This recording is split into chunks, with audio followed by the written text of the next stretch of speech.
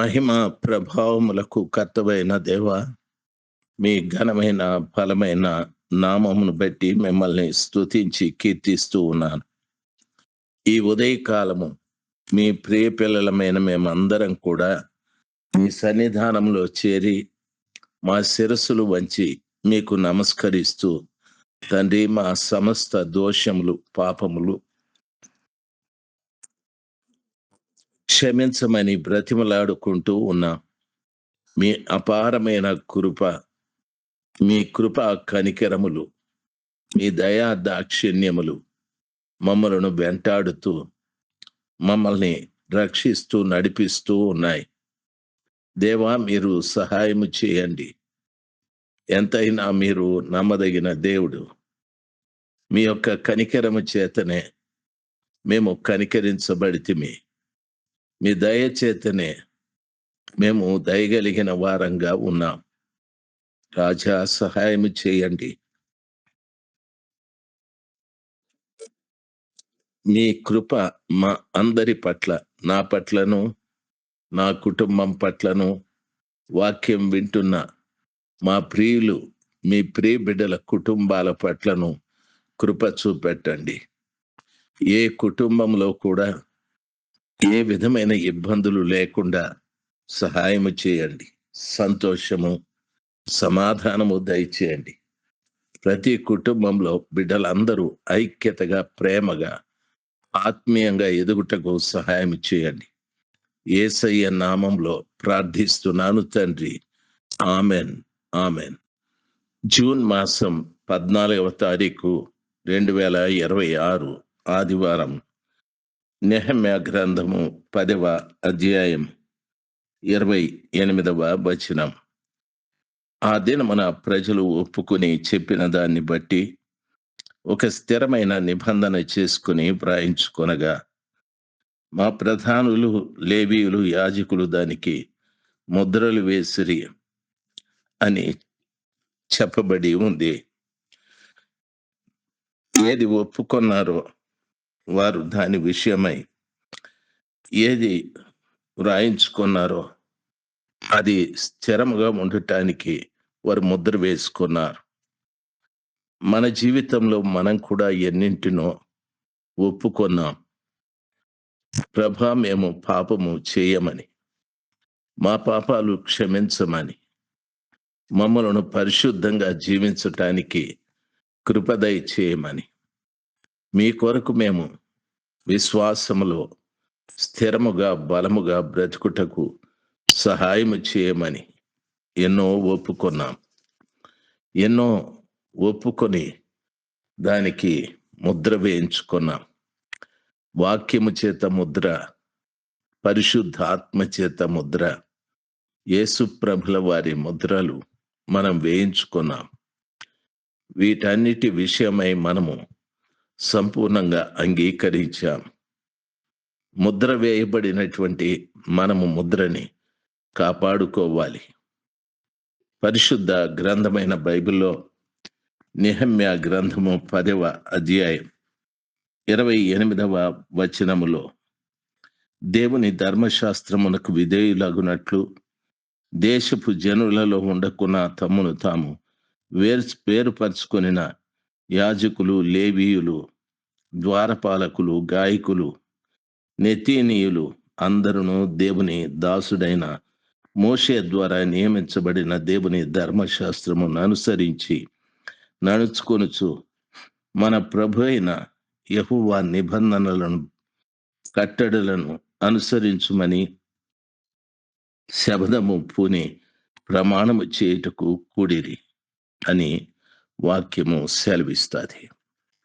ప్రియులారా, ఈ స్థలంలో చెప్పబడిన మాట, ధర్మశాస్త్రానికి విధేయులగుటకు జనులు దేవుని జనులలో ఉండకుండా, దేశపు జనులలో ఉండకుండా తమను తాము వేరుపరుచుకొనిన యాజకులు, లేవీయులు, గాయకులు, ద్వారపాలకులు అని చెప్పబడింది.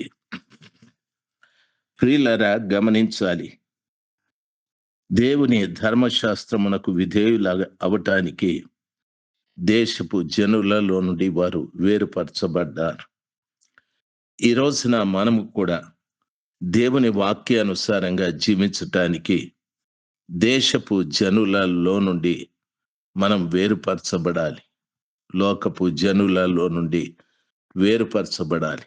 ఈ దేశము, ఈ దేశ సాంప్రదాయాలు, ఈ లోకము, లోక సంబంధమైన ఆచారాలు, పద్ధతులు, వీటన్నింటి నుండి కూడా దేవుని వాక్యాన్ని అనుసరించున్నటువంటి వారు వేరుపరచబడాలి. ముఖ్యముగా యాజకులు, తరువాత లేవీయులు, తరువాత ద్వారపాలకులు, నాయకులు, గాయకులు, అందరూ వీళ్ళందరూ కూడా వేరుపరచబడాలి. మన సంఘాలలో యాజకులు దేవుని యొక్క బోధ చేసేవారు, లేవీయులు దేవుని సేవ కొరకు ప్రత్యేకింపబడిన వారు, గాయకులు పాటలు పాడేవారు, ద్వారపాలకులు ప్రార్థనలు చేసేవారు. వీళ్ళందరూ కూడా దేశపు జనులలో నుండి ప్రత్యేకించబడి దేవుని యొక్క ధర్మశాస్త్రమును అనుసరించు వారుగా ఉండాలని వాక్యము సెలవిస్తుంది. దేవుని వాక్యంలో మనము ఆలోచించాలి.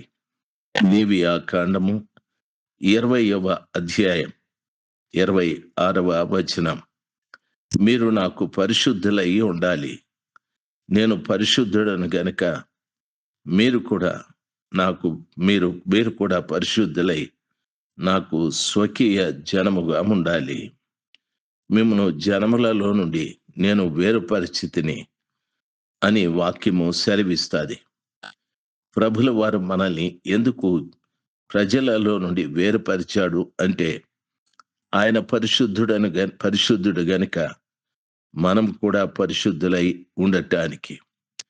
లోకంలో నుండి ప్రభు నన్ను వేరుపరిచాడు అంటూ ఉంటాం.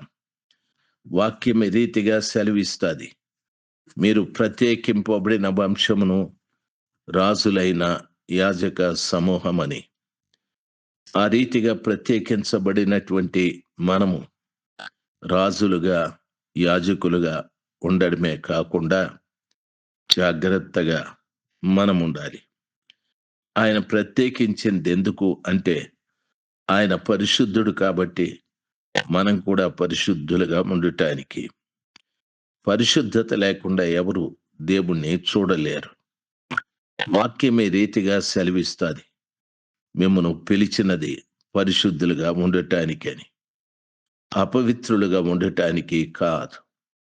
మహోన్నతుడైన దేవుని పిల్లలంగా మనల్ని దేవుడు పిలిచాడు అనే ప్రతి బిడ్డ పరిశుద్ధంగా జీవించాలి.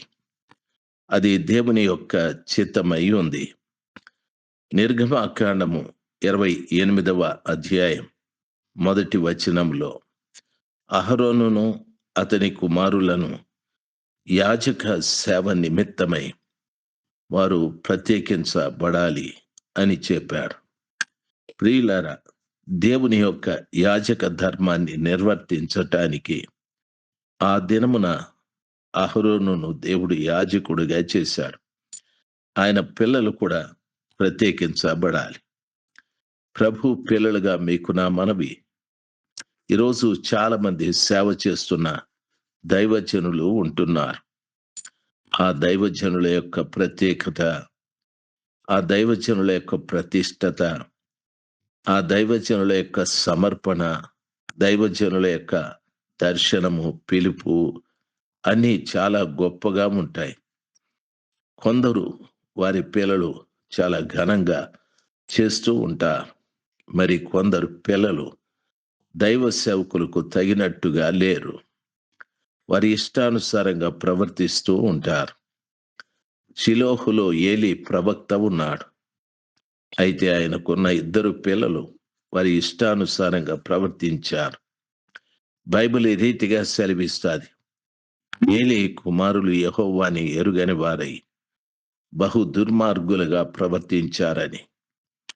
ఈ రోజున ఏలీకున్న దర్శనం, ఏలీకున్నటువంటి దేవుని పరిచర్య పట్ల ఆ కృతజ్ఞత భావం, వారి పిల్లలైన హోపిని ఫీనెహాసులకు లేవు. వారు మాంసాపేక్ష కలిగి స్త్రీలోలులై మందిరానికి వచ్చినటువంటి వారితో తప్పితం చేస్తూ బ్రతికారు. ఆ రీతిగా ఏలీ కుమారులు భ్రష్టులైపోయారు. వారు ఆ రీతిగా జీవించి చనిపోయారు. దైవ జనాంగమా, ఈ రోజున బాగా గమనించాలి. సమూయేలు పిల్లలు కూడా వారు పెరిగి పెద్దవారయ్యారు. ఆయన తరువాత ఆయన కుమారుల్ని న్యాయాధిపతుల్నిగా చేశాడు. అయితే వారు లంచం పుచ్చుకొని న్యాయమును త్రిప్పిరని వాక్యం సెలవిస్తాది. ఎంతో మంది తండ్రులకున్న ప్రతిష్ట పిల్లలకు లేదు. ఈ రోజున ప్రభు పిల్లలుగా మీకు నా మనవి, తండ్రులారా, మనం చేస్తున్న పరిచర్య, మన దర్శనం, మన పిలుపు, మన సమర్పణ మన పిల్లలకు ఉందో లేదో చూడాలి. దేవుని పరిచర్య వారసత్వం కాదు. దేవుని పరిచర్య దేవుని ఆలోచన ప్రకారంగా ఉండాలి. ఆయన చిత్త ప్రకారంగా ఉండాలి.